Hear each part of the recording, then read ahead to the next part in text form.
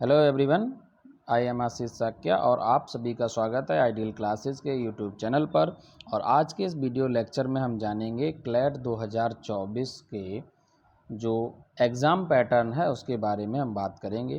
तो ये वीडियो जो स्टूडेंट 11th और 12th क्लास में स्टडी कर रहे हैं उनके लिए बहुत ही इम्पोर्टेंट वीडियो है, क्योंकि आगे चल के अगर किसी को भी लॉ कोर्स में एडमिशन लेना है तो इसके लिए जो हमारी गवर्नमेंट यूनिवर्सिटी है या यूनिवर्सिटी में जो टेस्ट होता है उनमें एडमिशन लेने के लिए तो क्लैट जो है वो बहुत कंपलसरी टेस्ट है और इसको पास करना होगा। उसके बाद मेरिट जारी की जाएगी, उसके आधार पर आपको एडमिशन मिलेगा। तो आपको इसके बारे में जानकारी होना बहुत ही आवश्यक है। तो क्लैट की फुल फॉर्म की अगर हम बात करें तो क्लैट क्या होता है? Common law admission test. ठीक है, तो ये एक एडमिशन टेस्ट ही होता है, यानी एंट्रेंस एग्ज़ाम इसको हम कह सकते हैं। तो अगर हम इसके बारे में बात करें कि क्लैट जो है इसके कितनी यूनिवर्सिटी हैं, कहाँ कहाँ आपको एडमिशन मिल सकता है। देखिए, तो अगर हम क्लैट की बात करते हैं तो ये क्या, CLAT is a centralised national level entrance test, और ये क्या था, admission to 25 out of 26 national law university. जो भी हमारी NLU हैं यानी नेशनल लॉ यूनिवर्सिटीज़ हैं उनमें से लगभग 25 यूनिवर्सिटी के अंदर आपको ये क्लैट जो है वो एडमिशन दिलाएगा। यहाँ 25 क्यों कहा गया? क्योंकि जो आपकी NLU दिल्ली है, नेशनल लॉ यूनिवर्सिटी जो दिल्ली है, वो अलग अपना एक टेस्ट लेती है जिसे बोलते हैं all India law entrance test. ठीक है, वो अपना खुद का एक टेस्ट लेती है, उसके आधार पर एडमिशन देती है। बाकी जितने भी आपकी यूनिवर्सिटीज़ हैं, लगभग 25 यूनिवर्सिटी, वो सभी आपको क्लैट के आधार पर एडमिशन देती हैं। ये सब नेशनल यूनिवर्सिटीज़ हैं, ये ध्यान रखिएगा।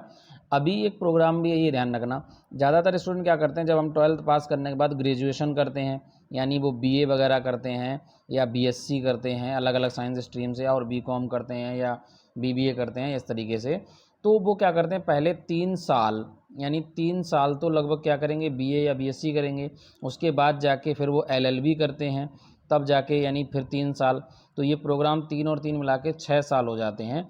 अब इन्होंने क्या कर दिया है, अगर एक नया प्रोसेस के तहत, जैसे अगर आपको BA करना है और BA के साथ LLB करना है तो इसे बोलेंगे हम BA LLB। तो इसमें क्या होगा, ये 5 साल का पूरा प्रोग्राम होता है, यानी आपका 1 साल जो है बचत हो जाएगी। ऐसे ही अगर BSc के साथ अगर LLB करना चाहते हैं तो BSc LLB हो जाएगी।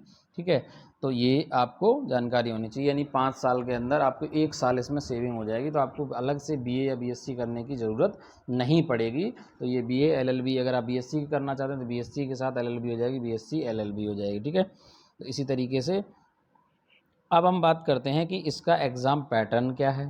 तो अगर इसके एग्ज़ाम पैटर्न की बात की जाए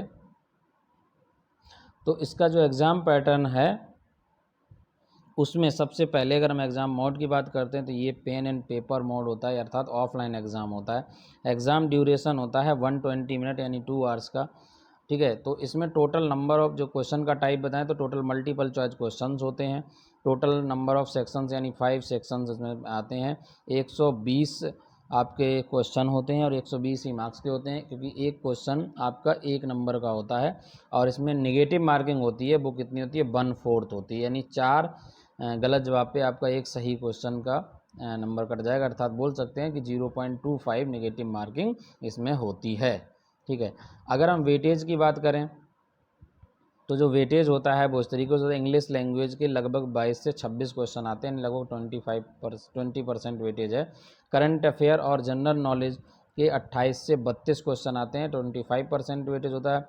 लीगल रीजनिंग जो है उसमें भी 28 से 32 क्वेश्चन आते हैं। लॉजिकल रीजनिंग के 22 से 26 क्वेश्चन आते हैं, और क्वांटिटेटिव टेक्निक के यानी मैथमेटिक्स के लगभग 10 से 14 क्वेश्चंस आते हैं। तो ये पूरा एक एग्ज़ाम पैटर्न है, इसके अंदर जो क्लैट में पूछा जाता है, और फिर इसी के आधार पर आपके जो क्लैट में स्कोर होता है उसी के आधार पे आपकी मेरिट लिस्ट जारी की जाती है। और हर यूनिवर्सिटी अपनी अलग अलग मेरिट लिस्ट जारी करती है, और फिर आपको डिसाइड होता है कि आपको किस NLU में, नेशनल लॉ यूनिवर्सिटी, ठीक है, उसमें आपको एडमिशन मिलेगा। तो ये आपको देखिए, NLU में एडमिशन मिलेगा या नहीं मिलेगा ये डिसाइड करेगा आपका क्लैट का स्कोर, ना कि आपके 12th की परसेंटेज उस बेस पे। ठीक है, तो ये इम्पॉर्टेंट है, आपको ये पता होना चाहिए क्लैट के बारे में। बाकी क्लैट का क्या सिलेबस है, कैसे तैयारी करनी है, और इनके बाकायदा टॉपिक वाइज क्लासेस होंगी, वो सब आपको यहाँ मिल जाएंगी। रीजनिंग की, मैथ्स की और करंट अफेयर्स की, इंग्लिश की, सभी की। ठीक है, तो आज के वीडियो में बस इतना ही, मिलते हैं नेक्स्ट वीडियो में, तब तक के लिए बने रहिए, चैनल को सब्सक्राइब कीजिए। धन्यवाद। Have a nice day, thank you.